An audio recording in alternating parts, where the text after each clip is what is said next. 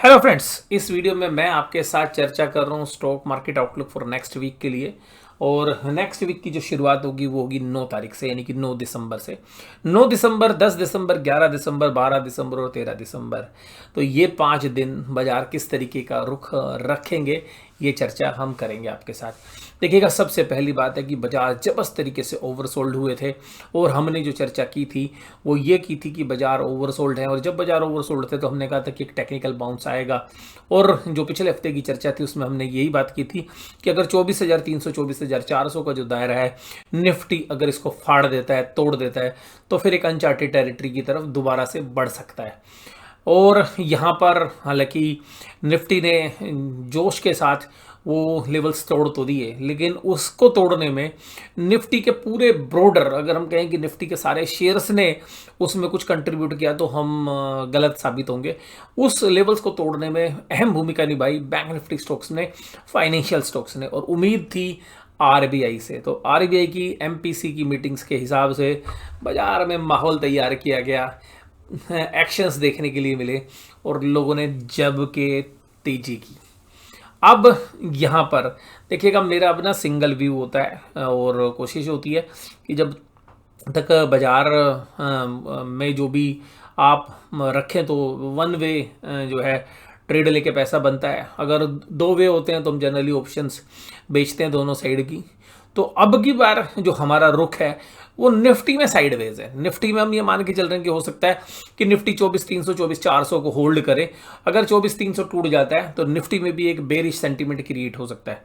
और मेरा मानना ये है कि हो सकता है कि अभी एक दो दिन बाजार सोमवार मंगलवार हो सकता है साइडवेज रहे, लेकिन मेरा मानना ये है कि निफ्टी बैंक के जो शेयर्स हैं उनमें अब प्रेशर आना लाजमी है। और लाजमी इसलिए कि जिस खबर के ऊपर बड़े प्लेयर्स ने, ऑपरेटर्स ने, हम कहें कि बाजार चलाया था, उन्होंने अपने सौदे जो हैं परसों काट लिए। परसों, मैं कल नहीं कह रहा, क्रेडिट पॉलिसी से पहले दिन ही जो तेजी हुई उसमें उन्होंने अपने सौदे काट लिए हैं। और वहाँ से देखते हुए ऐसा लगता है कि जिन लोगों ने रिटेलर्स जो जनरली सेगमेंट है वहाँ पर एक दमदार जो है उन्होंने बाइंग कर ली। अब यहाँ पर एफएनओ में जो सौदे हैं वो बाइंग साइड हैं। और बड़े प्लेयर्स ने भी, अगर हम एफआईज की बात करें तो उनके भी सौदे बाइंग साइड थे। लेकिन एफआईज ने भी कल एक बात को समझा कि यार ये जो चीज़ हो गई है ना, बाइंग ज़्यादा हो गई है। और हमने जो ओवरसोल्ड मार्केट की थी तो हमें पता था कि भाई ओवरसोल्ड है, डीआईज दब के खरीद रहे हैं, तो चलो थोड़े दिन सेलिंग रोकते हैं। तो उन्होंने थोड़े दिन सेलिंग रोकी और बाद में 2-3 दिन बाइंग भी की। तो अब मुझे लगता है कि एफआईज दोबारा से नेट सेलर हो जाएंगे आने वाले समय में। तो निफ्टी में हमें ऐसा लगता है कि निफ्टी की जो अगर डेली चार्ट पैटर्न को भी अगर आप देखेंगे तो 24,800 एक ऐसा लेवल्स है, अगर जिस लेवल पर हम टेक्निकली भी देखने की कोशिश करें तो एक रेजिस्टेंस फेस होगा। तो एक जो ओवरसोल्ड मार्केट का जो बाउंस आता है वो आ चुका है। अब हमें लगता है कि निफ्टी 50 भी दोबारा से सेल ऑन राइज वाला मार्केट रह सकता है। तो ये अपना आउटलुक है। अगर निफ्टी 50 की वीकली कैंडल्स को भी अगर हम देखें तो ये देखिएगा, ये 3 वीकली कैंडल्स आपको नजर आ रही हैं। यहाँ पर एक अच्छा बेस बाजार ने बनाया था इस रैली को करने से पहले, और ये मूव भी हमें स्पेकुलेटिव मूव लगा था। तो यहाँ पर भी अगर हम देखें तो जो 24,800 के आसपास का जो लेवल्स है वो रेजिस्टेंस वीकली चार्ट पे भी बनता है। तो 24,800 अगर पार कर कर बाजार रुक जाए, टिक जाए, तो फिर मान के चलिएगा कि पोजिशनल बेसिस पर भी शॉर्ट कवरिंग आ सकती है। बट हमें ऐसा लगता है कि अगर वो लेवल्स पार नहीं हुए तो यहाँ से एक बार दोबारा से सेलिंग की शुरुआत होगी। और दिसंबर के महीने में जर्नली एफआईज की बाइंग कम देखने के लिए मिलती है। और एफआईज जिस तरीके के मूड माहौल में हैं वहाँ पर मुझे लगता है कि जो ऑपरेटर्स हैं, जो एचएनआई इन्वेस्टर्स हैं, वो जो प्रो वाले जो ट्रेडर्स हैं वो शायद अब एक्टिव हो जाएंगे। और अगले हफ्ते सेल ऑन राइज की मार्केट रहने वाली है। और उसका जो श्रेय है मुझे लगता है कि वो बैंक निफ्टी जो है ज़्यादा मेजरली प्ले करेगा।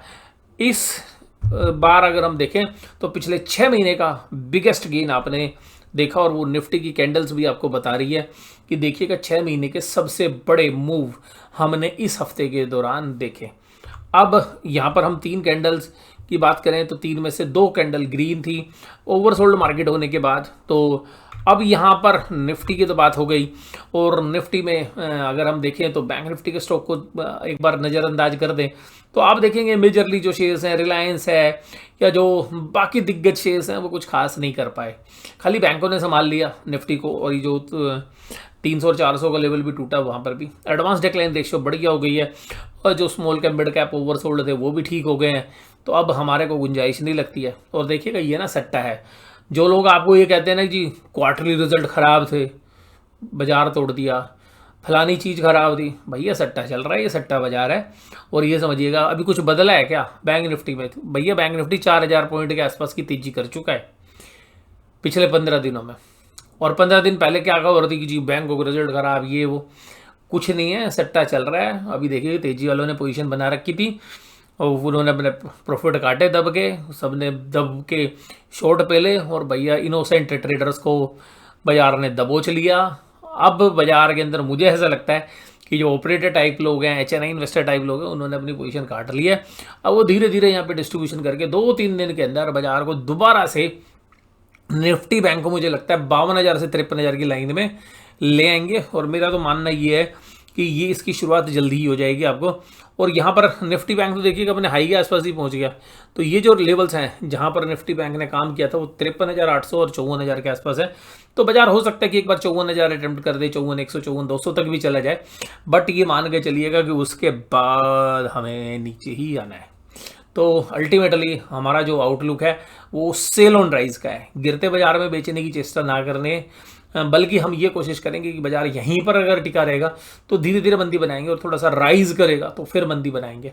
तो अल्टीमेटली सेल ऑन राइज की मार्केट है। मैं किसी को ट्रेड लेने के लिए इनिशिएट नहीं कर रहा हूं, बट अब मैं अपना आउटलुक आपके साथ रख रहा हूं। निफ्टी बैंक की भी जो कैंडल है वो मजबूत कैंडल और 3 ग्रीन कैंडल बन चुकी हैं। और भैया 3 ग्रीन कैंडल के बाद हमें चौथी ग्रीन कैंडल नहीं नजर आ रही। हमें लगता है कि एक रेजिस्टेंस एरिया भी, और यहाँ से भाई बेचने का जो है हमारे को लगता है कि बड़े प्लेयर्स प्लान करेंगे, और बाजार के अंदर जो रुख है वो दोबारा से निफ्टी बैंक में नेगेटिव हो सकता है। और एफआईज ने देखिएगा यहाँ पर 3 दिन जब उनको लगा कि भाई बाजार में मूवमेंट है, यार छोड़ो ना बेचना, तेजी की पोजीशन बनाओ, कॉल खरीदो और बाजार को खींच दो। तो अब यहाँ देखिएगा यहाँ क्या कॉल खरीदी इन्होंने 3 दिन में। 3 दिन में जबरदस्त कॉल खरीद के भैया पैसा काट लिया। और अब यहाँ पे जो कॉल खरीदी है ना, इसमें ध्यान रखिएगा ये कॉल जो खरीदी है 2 दिन पहले, इसमें पुट का भी बहुत बड़ा ऑप्शन है। अब वो पुट की खरीदारी में बैठे हुए हैं। तो मुझे लग रहा है कि अभी जो HNI ट्रेडर्स हैं और ये जो बड़े ट्रेडर्स हैं अब ये बेचना दोबारा से शुरू करेंगे। एफआईज ने कल स्टॉक में भी बेचा और इंडेक्स में तो खैर मामूली खरीदारी की। बट अब आने वाले समय में आप देखेंगे कि बाजार में एक नेगेटिव आउटलुक लगेगा। निफ्टी के अंदर मेरे को लगता है कि रेंज बाउंड रहना है, लेकिन बैंक निफ्टी में एक अच्छी खासी प्रॉफिट बुकिंग ऊपरी लेवल से हो सकती है। और जहां पर हमें लगता है कि निफ्टी बैंक 1200 पॉइंट के आसपास और उससे ज़्यादा भी हो सकता है का जो एक डिप जो है इस हफ्ते दे सकता है। उसके बाद ऑप्शन चेन के डेटा में निफ्टी के ऊपर 24,700 पे एक अच्छा ओपन इंटरेस्ट बना हुआ है। हालांकि कॉल राइटर्स बहुत ज़्यादा एग्रेसिव नहीं है, लेकिन फिर भी 25,000 की कॉल पे एक अच्छा खासा ओपन इंटरेस्ट बना हुआ है। नीचे अगर हम पुट में देखेंगे तो 24,500 पर 1,98,000 का ओपन इंटरेस्ट है, लेकिन वो खास नहीं है। और अगर 24,700 पे देखें तो 1,74,000 है। तो पुट राइटर अभी इतने कॉन्फिडेंट नहीं है और उनको भी लग रहा है कि भाई बाजार अब नीचे आ सकता है। बैंक निफ्टी में भी कोई ओपन इंटरेस्ट पोजीशन है नहीं ज़्यादा। तो आज की इस वीडियो में मैं बस केवल यही कहना चाह रहा हूँ कि मेरा जो आउटलुक है वो सीधा अब सेल ऑन राइज का है। और जिस तरीके से बाजार में सट्टा चल रहा है, देखिएगा मैं तो सीधा बोल रहा हूँ, अभी इन्वेस्टमेंट का समय नहीं है, अभी ट्रेडर्स का टाइम है। और बाजार में मल्टी बैगर स्टॉक्स का समय नहीं है, अभी सट्टों का समय है। और सट्टा चल रहा है बाजार में। बाजार की वैल्यूशन अभी भी बहुत स्ट्रेच है। ये नहीं है कि यार बाजार चल गया जी, बहुत बढ़िया हो गया, अब तो सब कुछ बढ़िया बढ़िया, मैं वो बात नहीं कर रहा।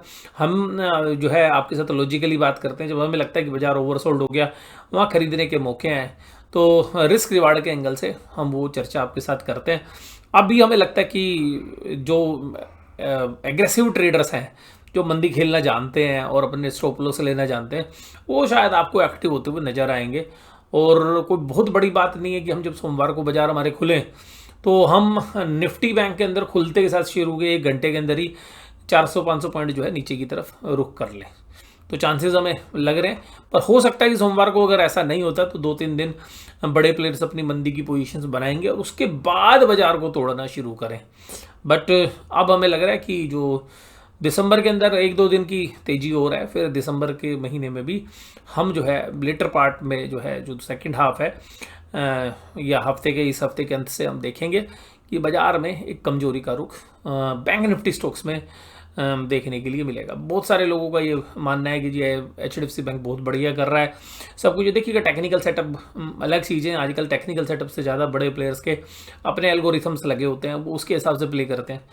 अभी अगर मान लीजिएगा 4% HDFC को तोड़ देंगे तो भैया फिर क्या है, 4% अगर HDFC टूट गया, ICICI बैंक में प्रेशर आ गया, तो आपको पता चलेगा 2-2.5-3% जो है आपको बैंक निफ्टी क्रैक होता हुआ नजर आ जाए। और बैंक निफ्टी अगर ये 3% के आसपास अगर हफ्ते में टूट जाते हैं दोनों शेयर, तो 1200 पॉइंट जो मैं मान के चल रहा हूँ बैंक निफ्टी टूट सकता है, उसमें कोई भी गुरेज नहीं होगा। और देखिएगा बड़े प्लेयर्स ने, स्मार्ट मनी ने देखिएगा कितने बढ़िया से गेम को खेला इस बार, कि जो शेयर्स नहीं चले थे, देखिएगा आपने देखा इंडसइंड बैंक का शेयर टूटा, नहीं चला, बैंक निफ्टी में परफॉर्म भी नहीं किया, एक्सिस ने भी कोई खास नहीं किया, लेकिन जो दिग्गज था HDFC बैंक, चलो भाई ये नहीं चलाया तो इसको उठाकर बैंक निफ्टी को चलाया गया।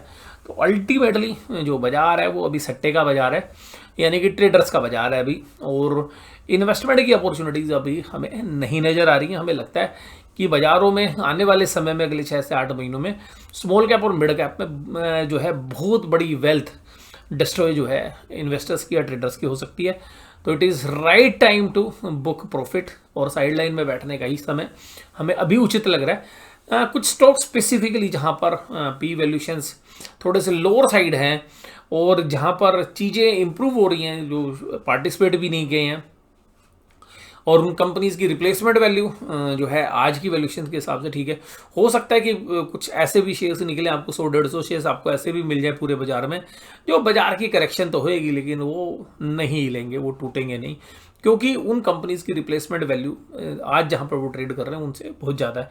बट ओवरऑल अगर हम बात करें तो IPO में जो शेयर्स आए हैं वो बहुत सारे शेयर्स आने के अब नेगेटिव भी हो गए हैं, लेकिन वहाँ पर भी हमें जो IPO की भी जो वैल्यूशंस हैं IPO में जो पिछले 1-1.5 साल में आए हैं, अगर 90% शेयर्स अगर हम IPO में देखें तो वो ज़्यादातर शेयर्स जो है आज भी ओवर वैल्यूड है, और उनकी प्राइस परफॉर्मेंस बेशक से बेहतर हो, लेकिन कंपनी की फाइनेंशियल परफॉर्मेंस उस लायक नहीं है कि जहाँ पर कि ये बड़े लॉन्ग टर्म में डिजर्व करें इन वैल्यूशंस को।